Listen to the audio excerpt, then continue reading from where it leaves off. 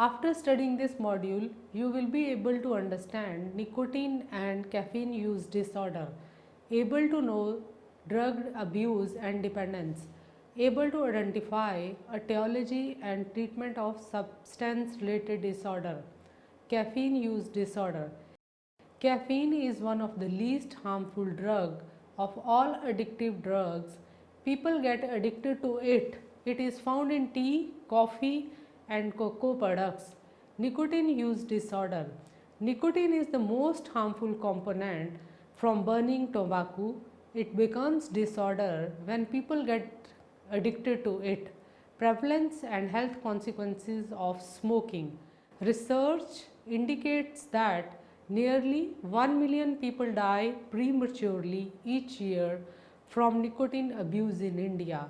Almost 195 million people and 155 million men and 41 million women either smoke or chew tobacco in India.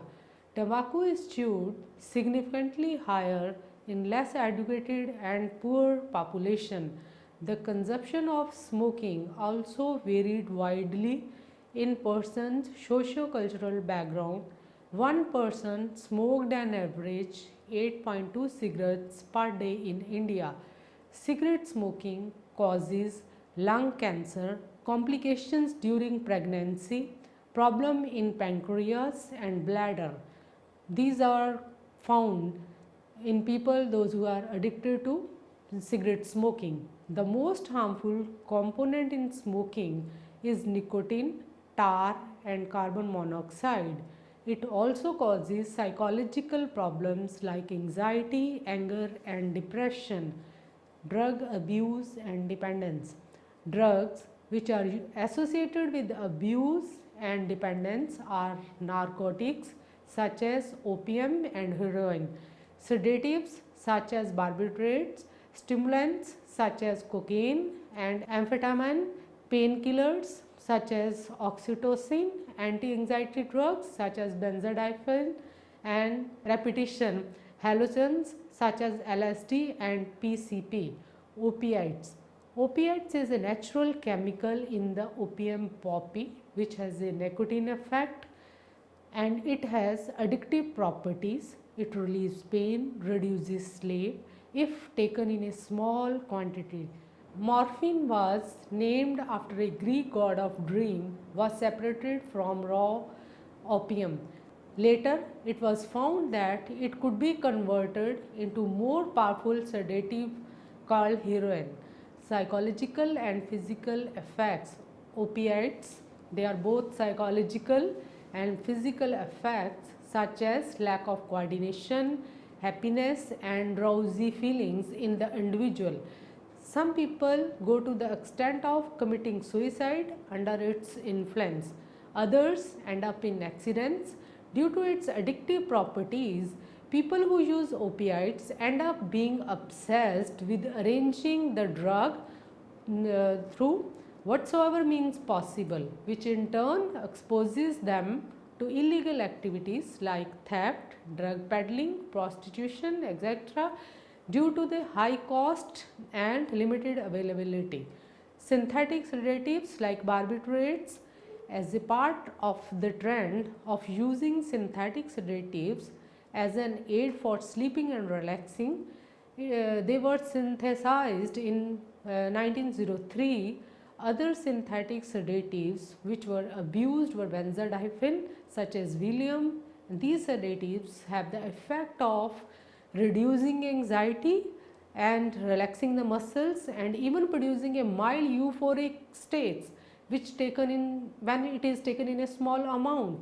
Further, it stimulates GABA system like alcohol, thus have psychological effects. However, excessive dose leads to slurred speech, unsteady gait, impairment of judgment and inability to work properly. That means they have the low ability to work properly, difficulty in concentration, etc. The user often loses control over his emotions and may become irritable and combative before falling into a deep sleep. Thus, prolonged use of the drug in high dose impairs the brain and can also be a fatal. Stimulants. Stimulants are basically used to increase alertness and motor activity through acting on the brain and the sympathetic nervous system of the person ingesting them.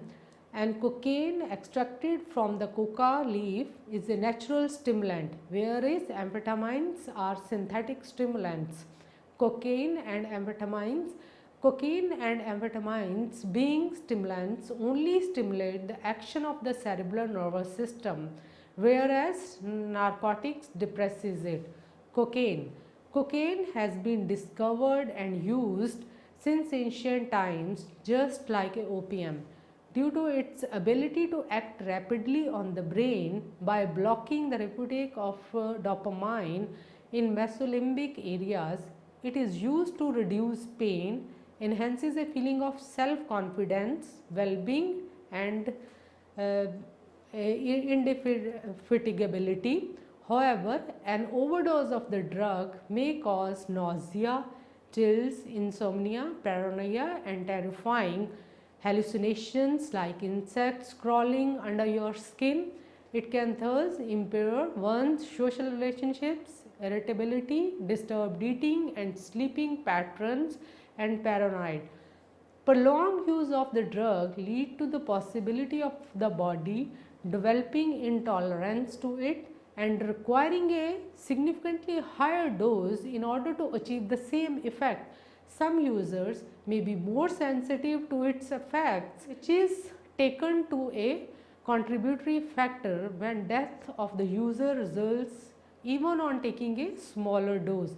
Further, one may experience severe withdrawal symptoms on stopping its use. Since cocaine is it is a drug that causes your blood vessels to narrow down, and users taking larger dose of the drug may die as a result of the drug overdose, and it exposes the user to an increased risk for stroke, difficulty in concentration, reduced attention span as well as difficulty in remembering. And it causes cognitive impairment in the user and causes severe repercussions during pregnancy.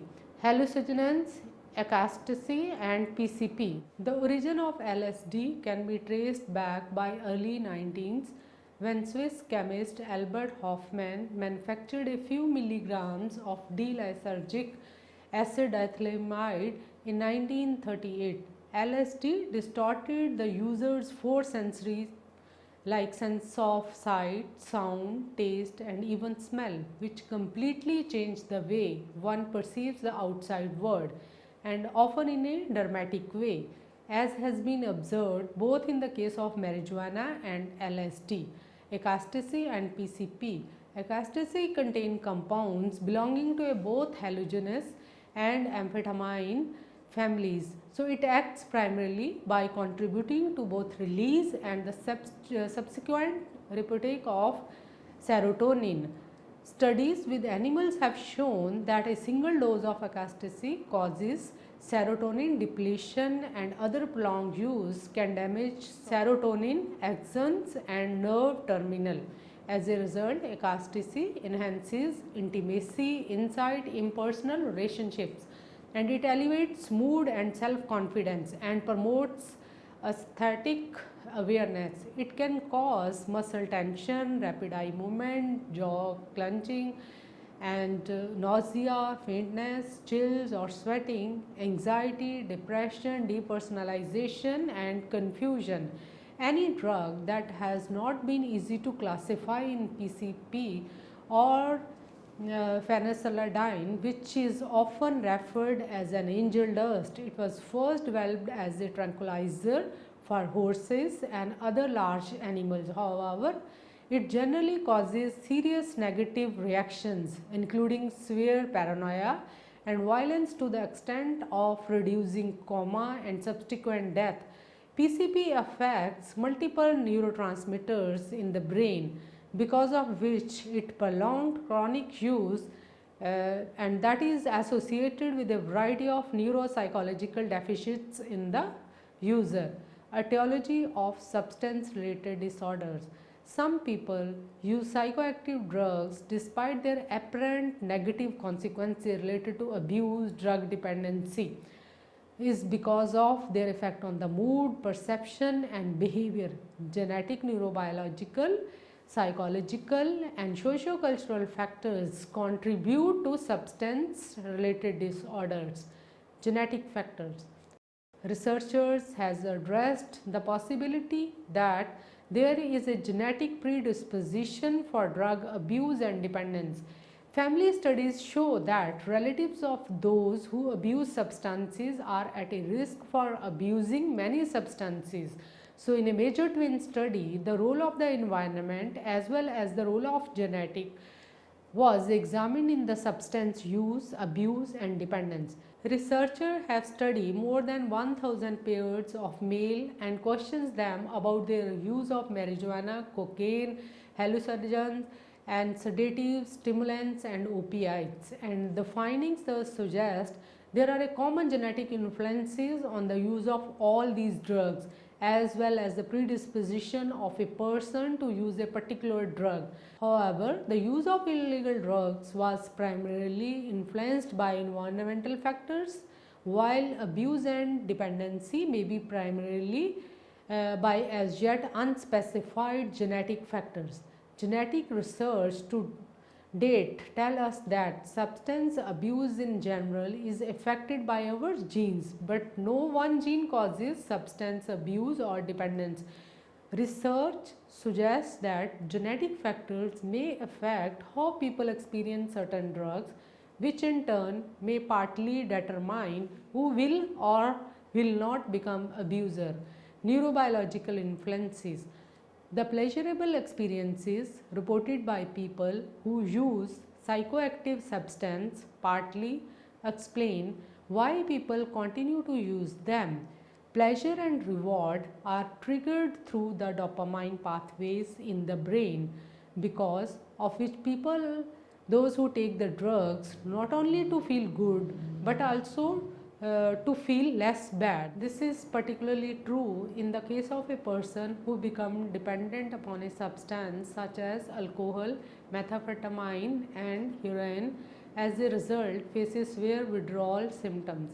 Incentive sensitization theory is a neurobiological theory which considers that both the craving for as well as pleasure derived from taking a drug, the dopamine releasing system linked to a reward or liking becomes supersensitive, not just to the direct effect of the drug, but also the external cues associated with the drug, like for example needles, spoons or rolling papers. So this sensitivity to the external cues induces craving or wanting for the increased dose of the drug, which further reduces them to go to extreme lengths to seek out and obtain these drugs. Over time, the liking for the drug decreases, but the craving for them remains intense and may also increase in certain instances. So this is because of the drug effect on the brain pathways involving dopamine, which is what maintains the addiction. Therefore, neurobiological, genetic and environmental factors do not operate in isolation and contribute to the tendency of a person to resort to the use of such drugs. Psychological factors. The effect of the various types of psychological factors which contribute to the etiology of substance abuse can be expressed in three ways. First is the effect of the drug, particularly alcohol and nicotine, on a person's mood. Second, an analysis of person's expectation regarding the effect of substance on people's behavior, including the belief of the prevalence of the use of a particular drug as well as its associated health risks. Thirdly, we analyze the personality traits associated with the increased tendency to resort to use of certain drugs. Mood enhancement. The dominant reason why people resort to drugs is the sense of the pleasure that they may gain from its use. All psychoactive drugs in some way or the other way provide the user with a pleasurable experience. Studies indicate that alcohol, by altering cognitions and perception, reduces tension in the user. So, in a state of intoxication, alcohol reduces tension by reducing the cognitive capacity and tend to only focus on immediate distraction. So, this cognition distraction thus reduces aggressive behavior in people who are intoxicated, which was specially been recorded in the case of nicotine. People who smoke in the presence of a destructive activity reported reduced anxiety as compared to those who smoked in the absence of such an activity, summarized by studies. Reduced tension is one of the possible effects of drug use on one's mood, as many other resort to them to reduce negative feelings or enhance positivity when they are bored. Expectations about the drug and alcohol effects. Alcohol does not reduce stress on its own, but it does so when combined with the user's belief that they will help them to unwind. So, it does the expectation of pleasurable feelings that induces people to resort to alcohol to reduce stress and anxiety. Such people in turn often tend to be infrequent users. Therefore, consumption of alcohol and associated positive expectations from alcohol are interdependent and influence each other. Expectations regarding drugs effect. The belief that a drug will stimulate aggression and increased sexual responsiveness predict increased use in general. Other factors related to drug use are the extent to which a person believes that a drug is a harmful and prevalence of its use among others in general. Also, greater the perceived risk associated with the drug, less likely is it its use. Personality factors. Personality traits often contribute as to why certain people are more likely to abuse or have increased dependency on drugs. It has been reported that people who are high on negative emotionality are more likely to develop substance related disorders, especially young adults. Negative emotionality and lower constraints are so extricably related that they can to an extent predict the onset of alcohol, nicotine and illicit drug abuse and dependency. Anxiety, fear of exposing oneself to new things, activities or experiences. Restlessness, constant need to seek novelty predict the onset of drug use and smoking. Sociocultural factors. Often sociocultural factors like people's success to and interest as to particular drug, influence from various social groups such as parents and peers, cultural norms and media have a significant contribution to the likelihood of substance abuse as well as dependence. Research suggests that parents who have drug dependency spend less time monitoring their children in comparison to parents not having such drug dependency or indulging in drug abuse, which is often seen as a significant contributor to early adolescent abuse, as children tend to become involved with peers who are already into drug abuse. Further, exposure to drug at home increases the likelihood of resorting to them. Therefore, availability and access to drugs as well as circumstances at home often become an important factor in substance abuse and its use. Also, the social settings in which a person lives affects his attitude toward substance abuse.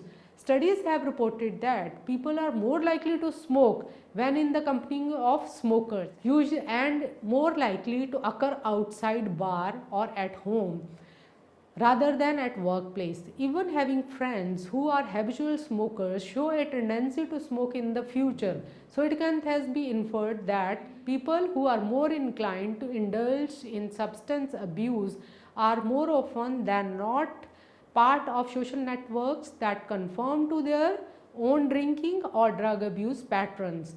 Treatment of substance related disorders.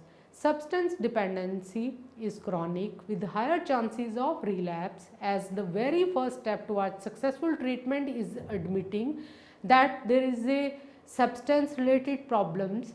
Drug abuse treatment involves personal motivation to work on the problem as the foremost step, which make a difficult task, as a therapist alone cannot help someone who doesn't want to change.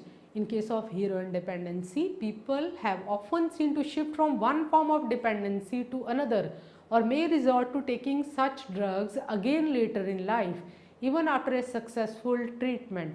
Often the first step is to help the person in dealing with the withdrawal symptoms, with the ultimate goal being abstinence from substance use. Another situation may be where the goal is to ensure that the person maintains a particular level of drug use without increasing it, or altogether prevent exposure to drugs. Many substance dependency treatment programs teach people how to cope up with stress, as a relieving of anxiety and stress is one of the main reasons why people resort to substance use in the first place.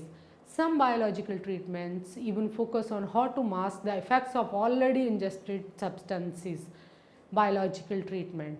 Since the foremost reason why people resort to drugs is the pleasurable feeling that it induces, scientists are trying to find ways to prevent people from experiencing these pleasant effects associated with the drug use, and find alternative substances that have some of the positive effects, such as reducing anxiety minus the addictive properties. Agonists, in their quest to finding different ways in which they can change the effects of psychoactive drugs, are experienced by people. Researchers, they have stumbled upon one method called agonist substitution, which basically involves providing a person with safer drug that have a similar chemical makeup is that of addictive properties. An example of this, methadone, which is an opiate agonist given as a substitute to heroin, which was developed by Germany during World War II as a synthetic narcotic painkiller substitute. When morphine was unavailable, when a person develops tolerance to it, it loses its sedative analgesic effects, as both heroin and methadone have cross tolerance. For example, they act on the same neurotransmitter receptor, because of which a heroin addict may become addicted to methadone, which he takes the later.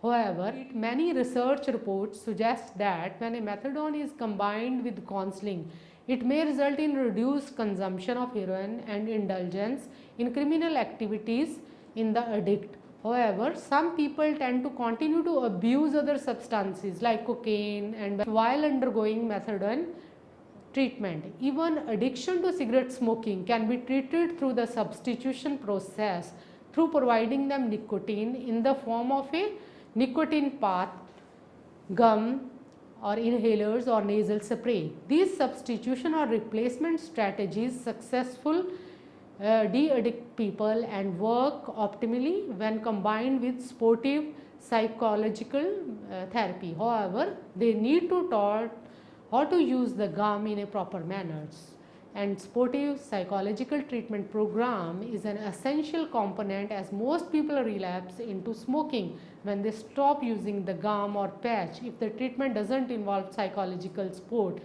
Antagonistic treatment. Psychoactive drugs produce pleasant or euphoric feelings in the user through interaction with the neurotransmitter system in the brain. The question to be analyzed is whether people would stop using these drugs if they no longer produce the pleasant effects. The answer lies in the antagonist drugs that block the effects of psychoactive drugs and a variety of other drugs that seem to cancel out the effect of opiates have been used on people dependent on a variety of substances. The most common opiate antagonist drug is naltrexone, which is given to a person who is dependent on opioid produces immediate withdrawal symptoms, an extremely unpleasant effect. A person therefore must be withdrawn from the opioid immediately before starting naltrexone, and because it removes the euphoric effects of the opioid, and the user must be highly motivated to continue treatment. Acamprosate also seemed to decrease craving in people dependent upon alcohol, and it works best with highly motivated people who are participating in psychosocial interventions. Antagonists may therefore be useful addition to other therapeutic efforts. Aversive treatment. Clinicians have prescribed drugs that make ingesting the abused substance extremely unpleasant, as the expectation is that a person who is associated with drug with the feeling of illness will avoid using the drug. The most commonly used medicine is anti-abuse. People who drink alcohol after taking anti-abuse experiences nausea, vomiting, and elevated heart rate and respiration. Anti-abuse is taken each morning before the desire to drink wins, but non-compliance is a major concern. A person who skips the anti-abuse for a few days often resumes drinking, while silver nitrate is given to people who are dependent upon smoking. Both anti-abuse for alcohol and silver nitrate for cigarette smoking have generally been less successful as treatment strategies on their own, primarily because they require that people be extremely motivated to continue taking them outside the supervision of a mental health professionals. Other biological approaches, medication is often prescribed to help people deal with the often disturbing symptoms of withdrawal. Chlornadine, developed to treat hypertension, has been given to people withdrawing from opioids because withdrawal from certain prescribed medications such as sedatives can cause cardiac arrest or seizures. These drugs are tapered off to minimize dangerous reactions. Sedative drugs such as benzodiazepine are often prescribed to help minimize discomfort for people withdrawing from other drugs such as alcohol. American Psychological Association 2007. Psychological treatment. Social support is also needed along with the medication, as a biological treatment alone can never be successful in permanently treating people. Antidepressant medications such as desmoramine and cognitive behavioral therapy were found to somewhat effective in reducing cocaine use as well as in improving a person's familial, social, and general psychological functioning. People receiving CBT learn how to avoid high risk situations, are able to recognize the lure of the drug, and develop alternatives. People who abused cocaine also learn strategies for coping with craving and resisting the tendency to regard a slip as a catastrophe. Contingency management with vouchers has shown promise for cocaine, heroin, and marijuana dependency. A treatment called motivational interviewing or enhancement therapy has also shown a promising results. So this treatment involves a combination of CBT therapy and a technique associated with the humanistic therapy of Carl Roger. It was found to be effective for both alcohol and illegal drug dependence and abuse. Another study found that motivational enhancement combined with CBT and contingency management was an effective package for young people who were dependent upon marijuana, and self-help residential homes are another psychological approach to treating heroin and other types of drug abuse and dependence. Drug rehabilitation homes share the following features: separation of people from previous social contact on the assumption that these relationships have been instrumental in maintaining the drug dependence, a comprehensive environment in which the drugs are not available, and continuing support is offered to ease the transition from regular use to drug-free existence. The presence of a role models, people formerly dependent upon drug who appear to be meeting life's challenges without drugs, intense confrontation in group therapy in which people accept responsibility of their problem, of their problem, and for their drug habits and are urged to take in charge of their lives.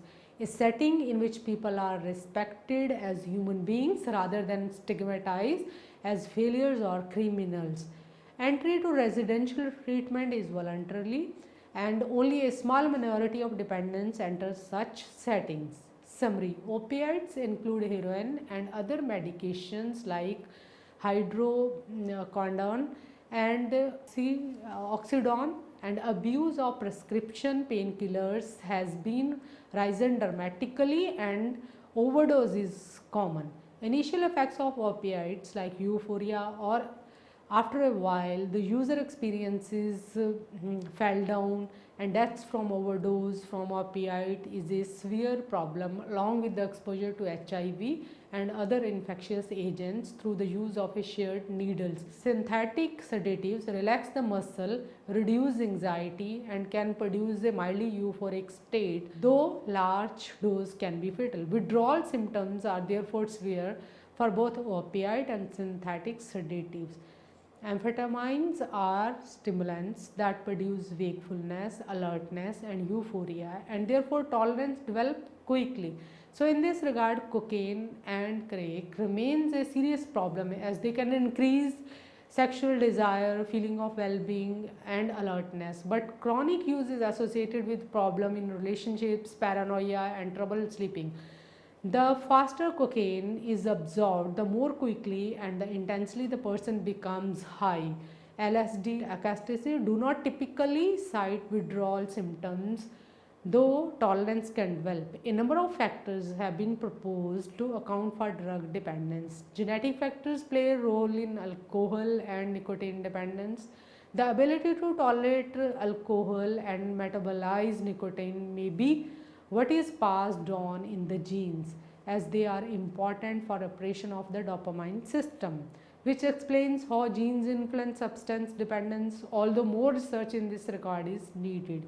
Psychological factors have been evaluated, and there is a support for the idea that tension reduction plays a role, but only under certain circumstances. Expectancies regarding the effect of the drugs, such as reducing tension and increasing aggression, have been shown to predict drug use. Some people are more prone to drug dependency because of the personality factors. Socio-cultural factors like social settings, networking, and advertising play an important role. Psychological treatment has often been ineffective in case of nicotine dependency. Where nicotine gum found to be effective, detoxification is usually the first step in treatment for drug dependency, with there being evidence that CBT is an effective treatment for cocaine dependence. Motivational interviewing has shown a promising for all treatment for alcohol and other drug dependence. Methadone is an effective treatment for heroin dependence. A newly approved prescription drug called buprenorphine can be taken at home. However, treating methamphetamine dependence continues to remain a challenge.